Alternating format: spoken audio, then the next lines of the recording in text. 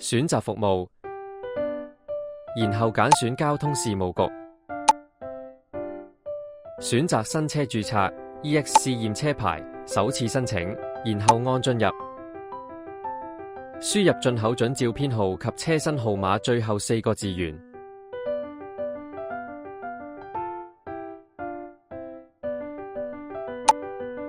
核對申請資料，確認資料無誤。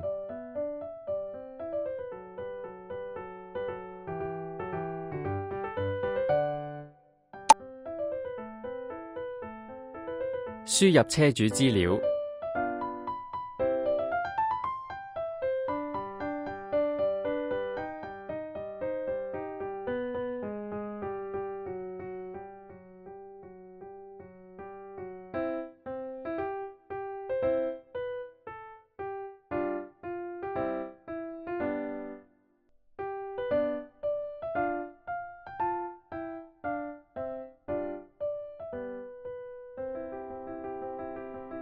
按申請需要可新增車主、多車主，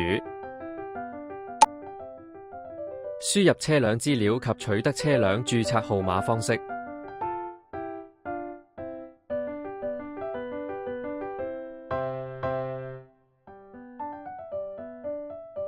如車輛已參與淘汰汽油摩托車並置換新電動摩托車資助計劃，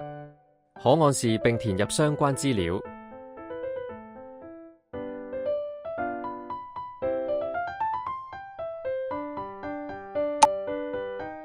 確認進口商和代理商資料，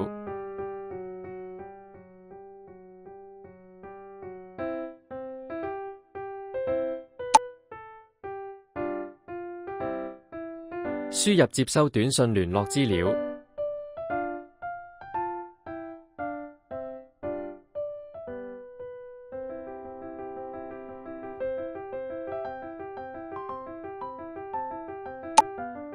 確認申請資料，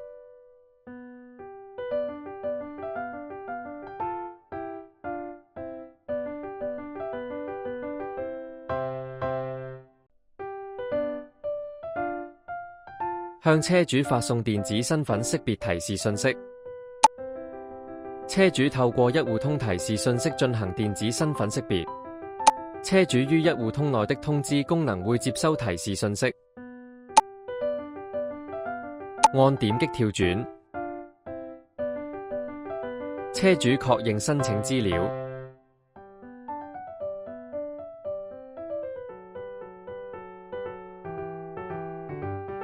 勾選同意從身份證明局截取澳門居民身份證影像，進行電子身份識別。車主完成電子身份識別後，車商或其代理人可透過申請記錄繼續進行申請。於商社通選擇申請記錄，按進入，於代支付查找相關申請，按查看詳情，再次檢視資料無誤。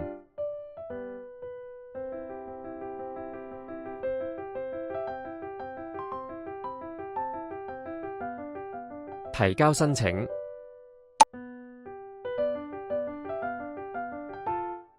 生成二維碼到交通事務局馬交石服務專區領取 EX 試驗車牌，於待領取 EX 牌，勾選欲領取 EX 試驗車牌的申請，按批量領取，選擇領取地點，